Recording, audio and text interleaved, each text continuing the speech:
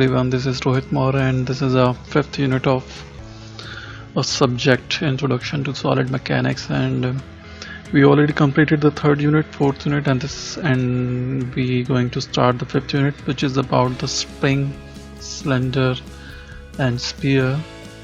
So basically the use of this unit to find compulsory for civil engineers to get a little information about how solids work or behave under these specific condition, if it is in the shape of spring or in the cylinder form or in the spherical form, because we already know that civil engineers basically work in the condition where they use this where they need to construct the steel structure by using different machine and equipments, machineries, testing equipments. So all these are in the form of somehow related or be used as a important part, so in the shape of spring, cylinder and sphere. So basically if you get connected to these three things into the civil engineering, you find various places like in the laboratories, in the construction sites, or at the testing or in situ testing, or in the constructional machineries which used at the site to laying or placing or do other kind of things. So and just opposite from that, cylinder can be used in containing stuff like water or pumping out the concrete, or containing stuff, fluids and different things. So where the cylinder can be used to be studied in different modes of failure or how stress generate in the cylinders. The last part is sphere. Sphere also be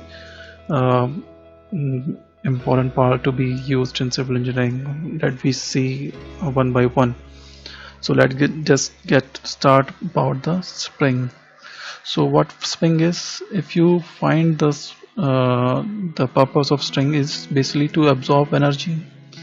Basically we find different types of spring which is used in vehicles, in equipment, machineries.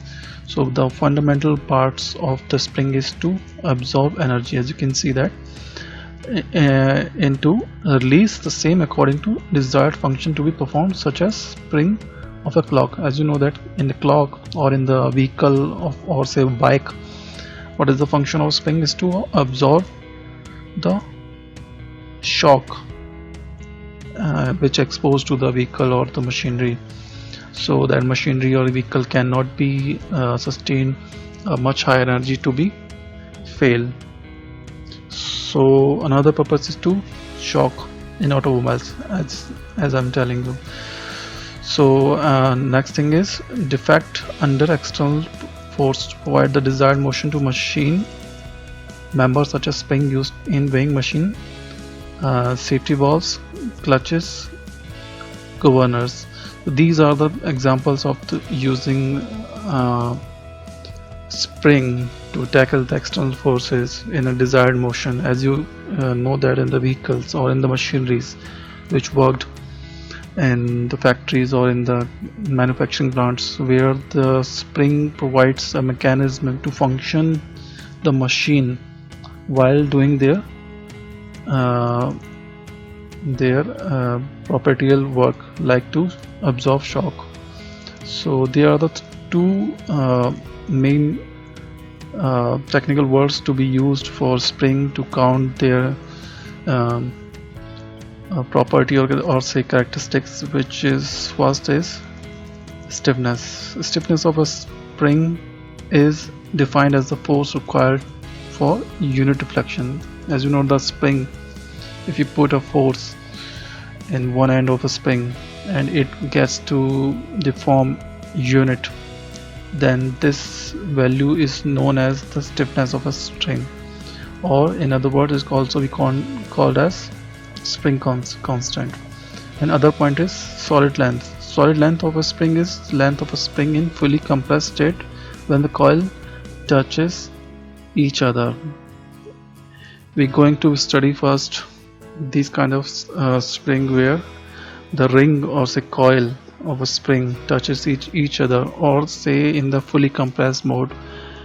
So in that condition the spring only be stretched, no further compression has to be taken place. So what next? So next part is two various types of spring. So these are the basic representation of different types of springs. So this is a closed coil Halley spring, as I just telling you about, where the coils of spring touches each other. This is a state, and the length of this spring from here to here is to be called as solid length. Okay, so this kind of a spring is known as closed coil, where the coils are closed, having no space between them. Okay, the next kind of a spring is open coil, where the coils of a spring having a little displaced or a little deflection between or spacing between them is known as open coil. Okay, the next one is these different kind of a spring having different ratio of their internal external diameter of a ring and wire diameter, and this is a convective or convex springs, which is to absorb higher pressure or higher shock pressure exposed to the vehicle or a machine. Okay, so basically there are two type of classification of ring to solve, to analyze how they can behave in a different loading or external force applied on to absorb it.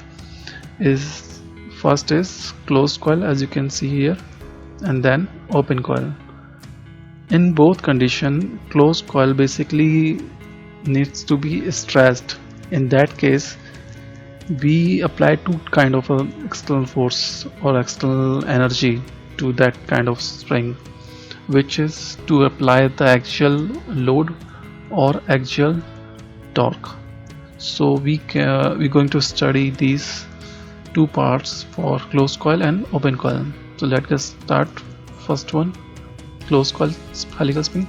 So closed coil helical spring is this is a representation of a closed coil helical spring, where the wire by which the spring is made is having the diameter is small d and the coil radius is capital R, and by applying axial load W into the spring is going to be stretched. So in the initial condition, this coils has no spacing between it, but after applying the W load, the spacing is generated between coils. Okay, but initially it is a closed coil spring. So what we did, we assuming if we stretch the whole spring into a straight wire having the same diameter and having the same length, if you make the spring with this wire, we have a same length to that. So by applying a W load into the axial axis, okay, this load generates a deflection called del, deflection of W along the axis of the coil. Okay, and the same wire in this way, by applying W load in this way, by placing a coil simple disc at the end of the wire of radius capital R, is making a torque or a twist. Okay, so this twist creates a torque of W into R. We already know what is a torque. Torque is a kind of a movement having the force with displaced between two forces of same quantity. So if you find the torque of generating by capital W is W into R, because the load generated through this is done by here, this is a opposite force W. So torque is to be calculated by T is equal to W into R. So there is a same thing. So what happened is the spring is same. Okay, the spring is same here and here. So in that condition, the deflection generated through this W load and the twist assuming theta. Okay, here theta is the angle of twist along with the wire, del is the deflection due to W load, n is a small n is the number of coils in the spring here. Okay, d is the diameter of wire, r is the mean radius of spring. Here this is the diameter of the coil or a spring, and W is the axial load, L is the total length of a wire by which the spring is made. Okay, so the concept is to analyze this spring under this axial load is to equate the energies generated by this torque and by this axial load.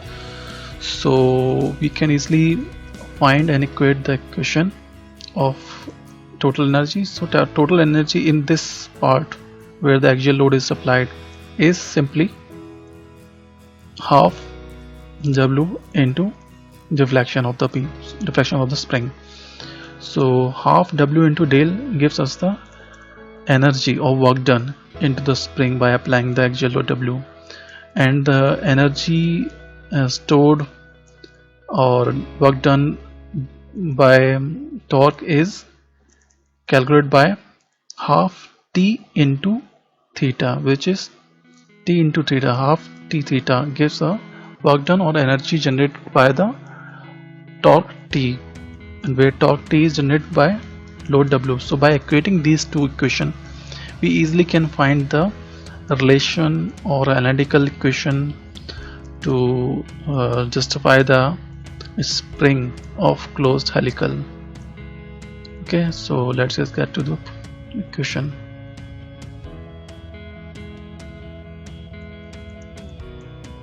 So here it is. Here it is the question. This is the work done due to W load, half W into del, and this is a strain energy stored due to torque, which is half T theta. We already know that T is equal to W into R because torque T is generated due to W at radius R. So by putting this equation here, we have half WR theta. So by solving it, we have a value of del, which is the deflection of a spring, which is equal to R into theta. So now what? So now we have a equation of a torsion. You already discussed torsion in chapter 3.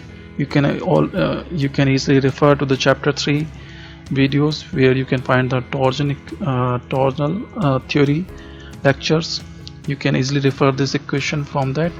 We derived this equation in there. You can easily find in the lecture.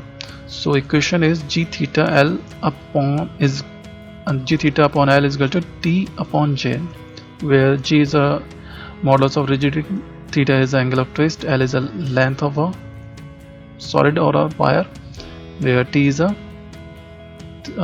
torque and J is a polar moment of inertia. We already know the polar moment of inertia of a circular section is pi d की power 4 upon 32. So from this equation we can easily find the value of theta. Okay, and by finding the value of theta and placing it here, we can find the value of del, which is our sole purpose, to find the deflection in the spring under axial load. So first we have to find the value of theta and put it here. Okay, so from this equation we can find theta is equal to TL upon GJ. Okay, we already placed the value of J here, and T is equal to W into R. Okay, by solving it we have a value of 32 WRL upon G pi D to the power 4. So one thing is more, because the total length of a spring is L and one coil having a perimeter is 2 pi r. Okay, and the number of coil in the spring is small n. Then this will gives us a total length of a spring. So by putting this value in this equation, we further simplified the equation into this form, where we place the value of r here and solve it. Then we have a value of theta is 64 wr square n upon g to the power 4. Okay, now we have a simplified equation of a theta and put it in this equation to find the deflection of a spring del. And by putting it, we have a extra r multiplied to this, and we have a this equation here, 64 wr cube n upon g d to the power 4. And further simplification, we modified the value of capital R into capital D. Okay, we know that capital R is equal to capital D upon 2, where capital D is the diameter of a coil. So by putting this equation into this, we simplified in this form. So this is a generalized formula for closed coil helical spring under axial load. Okay, now further,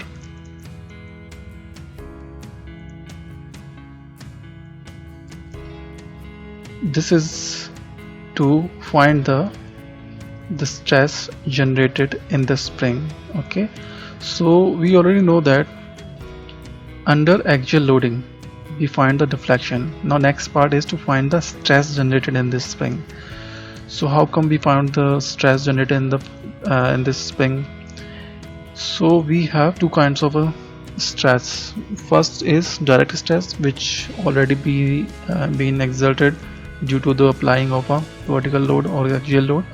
But there is another kind of stress also be generated due to the torsion or a torque, or say torsional stress. So by adding up these two stresses gives us the total stress generated in the spring, and then we find the justified or generalized equation for the stress which generate or induced in the spring due to external load. So by placing, we already know the direct stress is equal to total load upon area, where area of a wire of a spring, which is pi by 4 d square. Okay, where small d is a diameter of a wire, assuming uniform distribution of a spring wire. Okay, now maximum torsional stress, we already know the formula. You already I already refer the unit third torsion part, which is equation is T upon J is equal to tau upon small r, where tau is a stress, shear stress, or say torsional stress.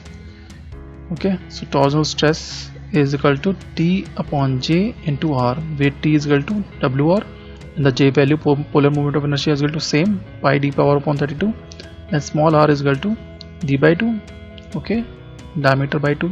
And solving it, we have equation W d8 upon pi d to the power 3. Okay, the maximum stress can be adding up these two. So adding up these two values and take a common factor in both of them, we have a 8 WD upon pi d cube, and the additional part is small d upon 2 capital D plus 1, where the ratio of small d upon 2d is so much less than to the 1 in most of the springs. What is the meaning of d upon 2d? By meaning of this, if you having a spring, okay, and the diameter of the spring is far more greater than the diameter of the spring wire, means the ratio of spring wire to the diameter of the coil is so much less, okay, so much less than 1, then this value becomes so less, so we don't have to be considered in the formula. So what we left with is 8 WD upon pi d cube. Okay, this gives us the shear stress generated due to axial load. Okay, but in case the spring having a larger dia of a wire, then in that case we have to consider it. Okay, but in case of spring wire is so much thin, then we don't have to consider it. Okay, now okay, as you can see here, the equation 11.5a can be applied to the spring thin wires where this ratio is more than 20. Okay, now Wales correction is there. What is Wales correction? Wales correction is simply for those springs. Let me show you the diagram before I explain it to it. The Wales correction is important or noted for these kind of springs.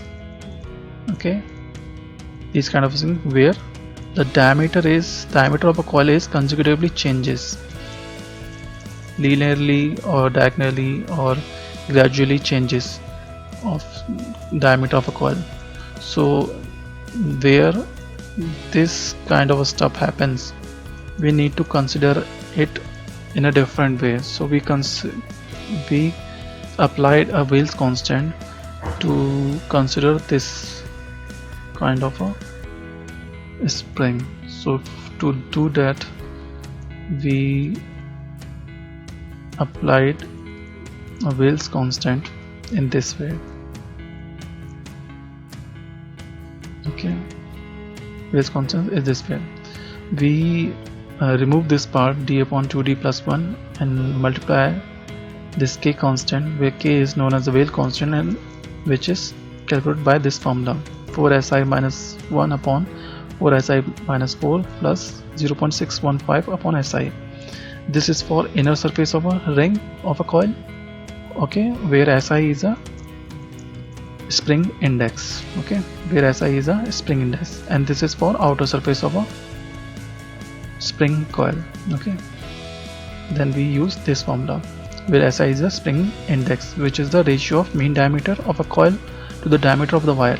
Simply because we know that in this kind of spring the diameter is changing, so we find the mean diameter. Okay, from all these diameter we find the mean diameter to the diameter to the wire of a spring. This gives us the spring index. Okay, so in the next lecture we're going to find the effect of axial torque in the closed helical spring and how they behave, how they stress generate in this kind of way, into the next lecture. Thank you. If you find any query, any unrelatable data, unexplained thing, any doubt, any question, just ask in the comment box. Okay, questions are very good to be asked. Okay, thank you.